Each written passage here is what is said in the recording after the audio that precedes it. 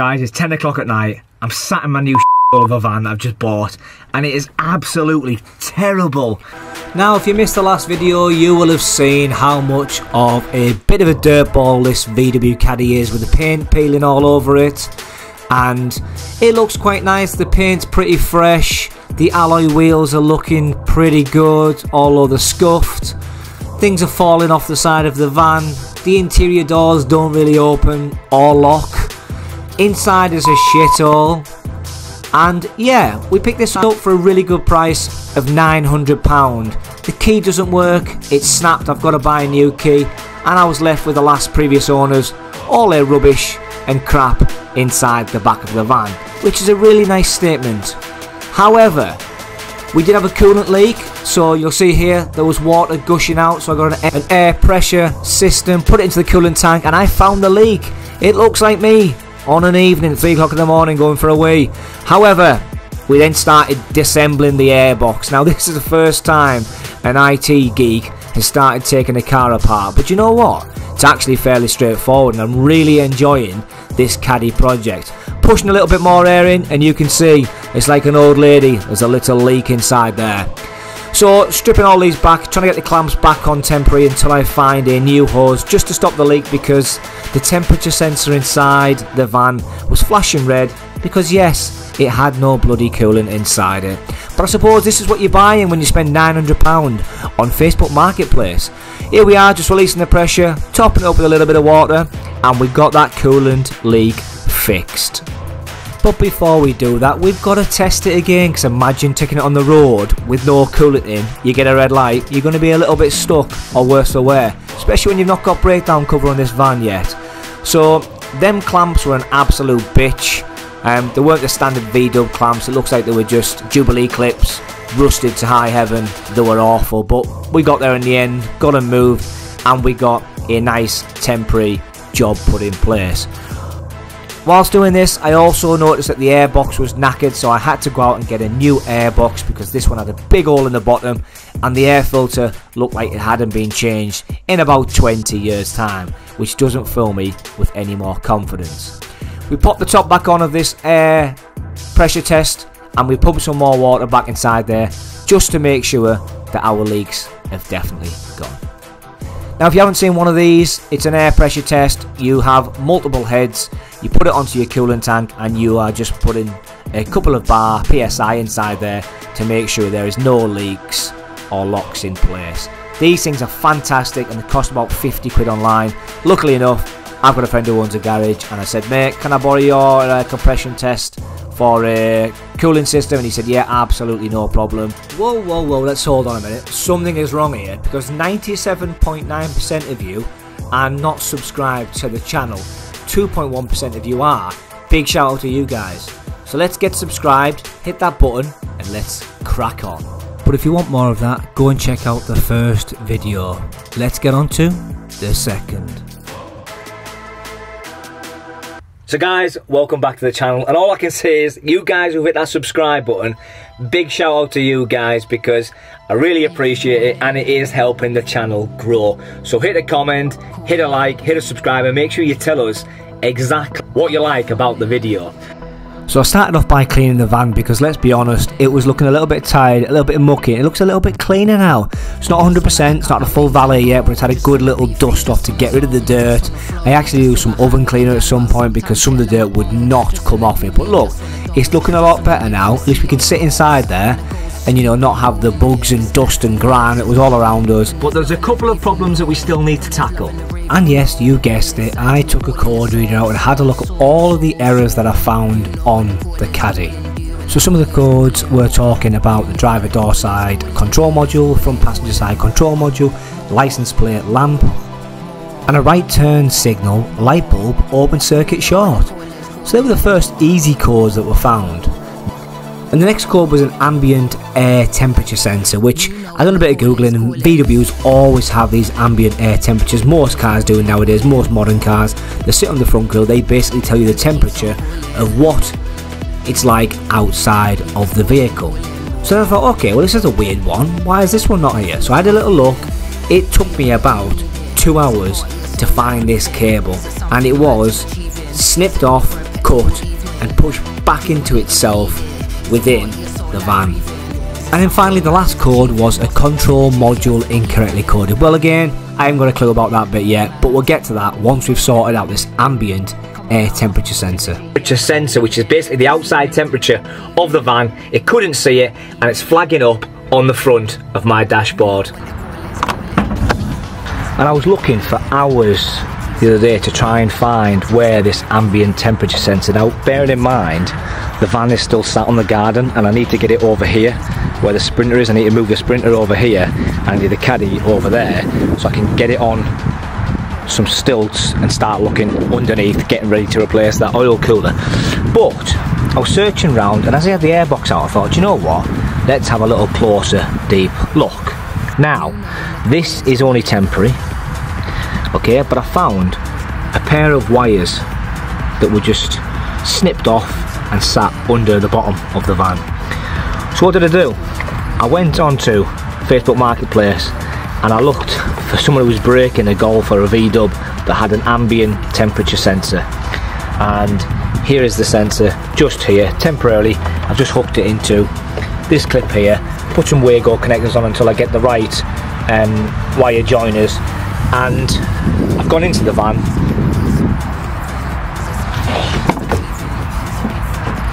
And I popped the key in. We never used to get a temperature reading, which now, we have got a temperature reading there. So all I'm doing here is just taking the Wago connectors off now that I've got the waterproof joiners, and all you do is heat them up with a little lighter or heat gun, whatever you want to choose, just to heat them, because as you heat them they expand, and what they do is seal them waterproof and watertight the connections. And by doing this means that you've got a fully waterproof, watertight connection on your joint. So we're doing this for both the wires, removing the Wago connection, then we're going to put a nice little bit of black tape around them, and then I'm going to find some of that black flexi conduit that's currently protecting the cables and put some more of that Which around. then leads me on to the next thing. So John, what happened with the broken key? Well, I ordered myself a brand new case off Amazon. £6.98 or something ridiculous like that, less than a tenner. Cheap as chips. I'm going to be tracking all of these costs as well. Less than a tenner. Well, where's your key though, John? Well, that was the next problem. It came with a new blade. I ain't got no tools to cut the blade, so I can't do it myself. So I thought, you know what? I'll try and use the old blade. And it went a little bit wrong. I don't know if you can see that, but I absolutely butchered it to death to try and get that key into that fob. Now, I don't know what happened, but the blades must change over the years. I could not for the life of me get it in. But what I do know is that I'm going to have to take it over to somewhere like Timpson's or somewhere to get the key cut, because I can't do it myself. Now, it would have been nice, but again, I only have one shot of doing this, and it looks like an absolute bodge job. So, guys, we're going to have to spend 50 quid on getting a new key, which is a bit disappointing. However, I was quoted 110, so I suppose you could say that's a saving. And I can't send that back, which is even worse. But you know what? That is life sometimes. Or maybe I can. Let's see how clever Amazon are. So before we get the key cut, I've got to get the car serviced. Now, if you remember in the last video, I had a broken airbox, so I had to get a new one, which I did again off Facebook Marketplace. All of these items are second-hand, brand new. We don't need brand new items for everything. So I went out and I picked up a new airbox and a new engine cover from a Sirocco, 2-litre Sirocco. To only find out the frigging thing didn't fit. It was the wrong air filter, airbox, and it was the wrong engine cover. So I've now got an airbox and an engine cover for sale. If anybody wants them for a Sirocco 2-litre TDI, they should fit. Hit me up and I'll send you it, because it's no use to me, but it only cost me 20 quid. These are cheap things we're talking about here, or cheap ways of fixing things without spending an absolute fortune. A new airbox would have been 150 quid. So then, this is why we needed to service it. Have you seen the state of that air filter? It looks like my nan put it in 30 years ago when the car was bloody born. It hasn't been looked after. This is one of the big problems you have. So I've got a new air filter, stuck it inside the new air filter housing, and I replaced the fuel filter. The last thing I need to do is replace the oil, but I'll do that, as I said, when the van is over here on the right side of the drive where I've got it jacked up and I can get the oil changed. But for now, let's go and get this key cut, because I'm sick to death of having to hold the key like this next to the lock like that, trying to balance it and jiggle around with it. It's a chuffing nightmare. So that's the key done. Got a new key cut, 50 squids later, and she slots in. Beautiful. So you guys haven't seen it there, but let's start her up and see how lumpy she is.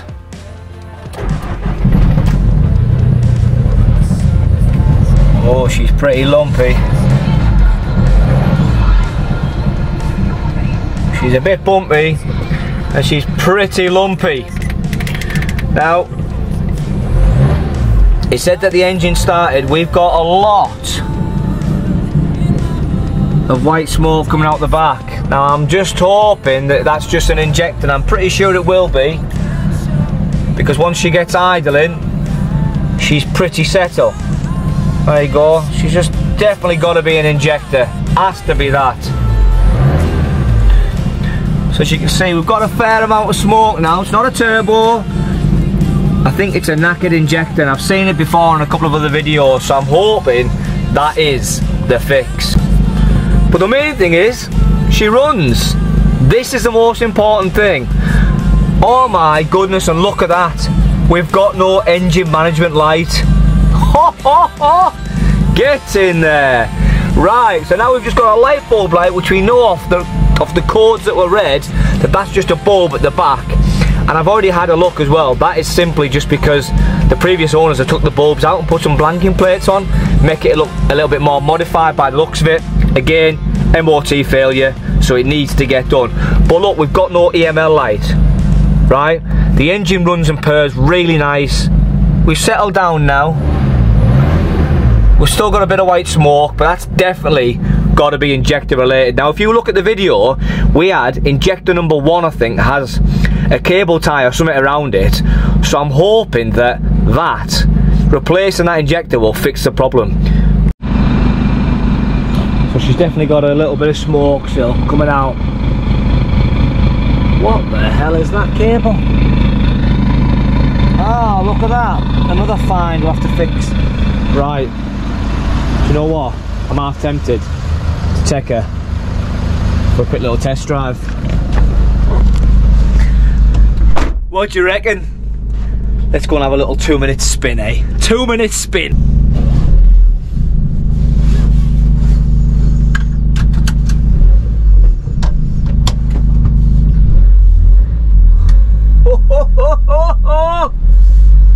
I'm pretty sure that I've not got anything loose. But you know what? I ain't got a clue. Well, she's running, boys. Oh, she sounds good, boys. I think it's an injector.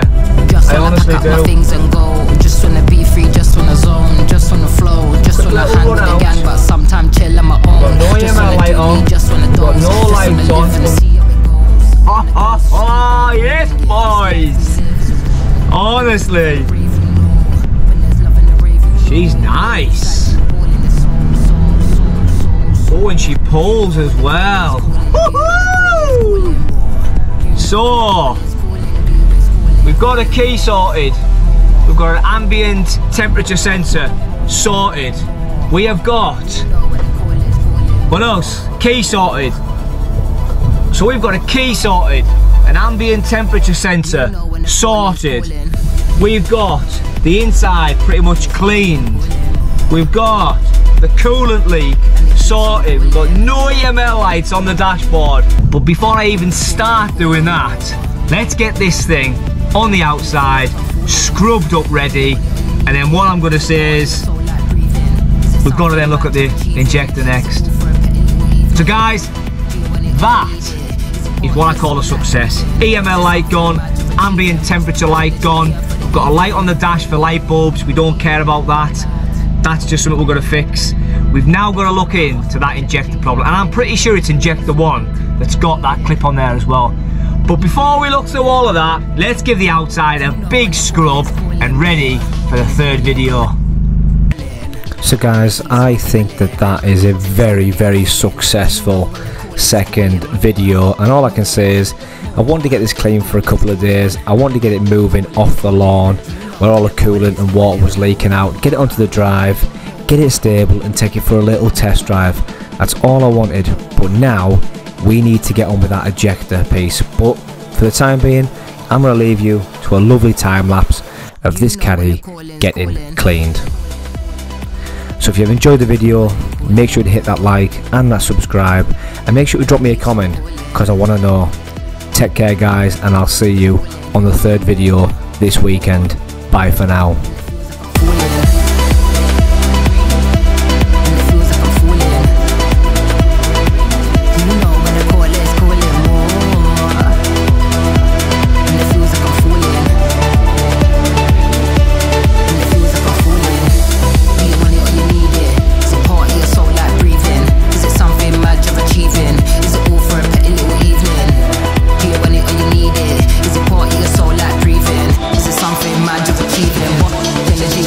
Evening.